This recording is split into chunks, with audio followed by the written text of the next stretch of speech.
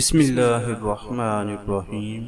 اے کملی میں لپٹنے والے، رات کو قیام کیا کرو مگر تھوڑی سی رات، آدھی رات قیام کیا کرو، یا اس سے کچھ کم یا کچھ زیادہ، اور قرآن کو ٹھہر ٹھہر کر پڑھا کرو۔ ہم عنقریب تم پر ایک بھاری فرمان نازل کریں گے۔ کچھ شک نہیں کہ رات کا اٹھنا نفس کو صحت پامال کرتا ہے، اور اس وقت ذکر بھی خوب درست ہوتا ہے۔ دن کے وقت تو تمہیں اور بہت سے شغل ہوتے ہیں، تو اپنے پروردگار کے نام کا ذکر کرو اور ہر طرف سے بے تعلق ہو کر اسی کی طرف متوجہ ہو جاؤ۔ مشرق اور مغرب کا مالک ہے اور اس کے سوا کوئی معبود نہیں، تو اسی کو اپنا کارساز بناؤ، اور جو دل آزار باتیں یہ لوگ کہتے ہیں ان کو سہتے رہو، اور اچھے طریقے سے ان سے کنارہ کش رہو، اور مجھے ان جٹلانے والوں سے جو دولت مند ہیں سمجھ لینے دو، اور ان کو تھوڑی سی مہلت دے دو۔ کچھ شک نہیں کہ ہمارے پاس بیڑیاں ہیں اور بھڑکتی ہوئی آگ ہے، اور گلے میں اٹکنے والا کھانا ہے، اور درد دینے والا عذاب ہے۔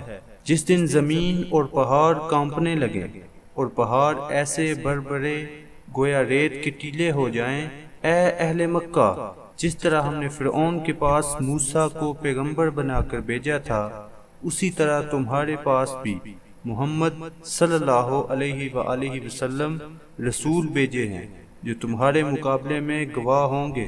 سو فرعون نے ہمارے پیغمبر کا کہا نہ مانا، تو ہم نے اس کو بڑے وبال میں پکڑ لیا۔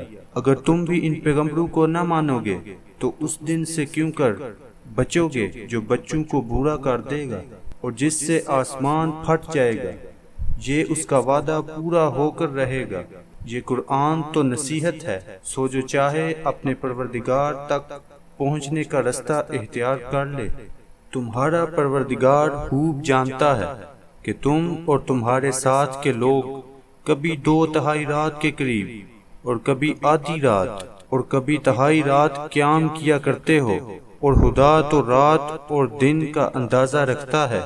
اس نے معلوم کیا کہ تم اس کو نبھا نہ سکو گے، تو اس نے تم پر مہربانی کی، بس جتنا آسانی سے ہو سکے اتنا قرآن پڑھ لیا کرو۔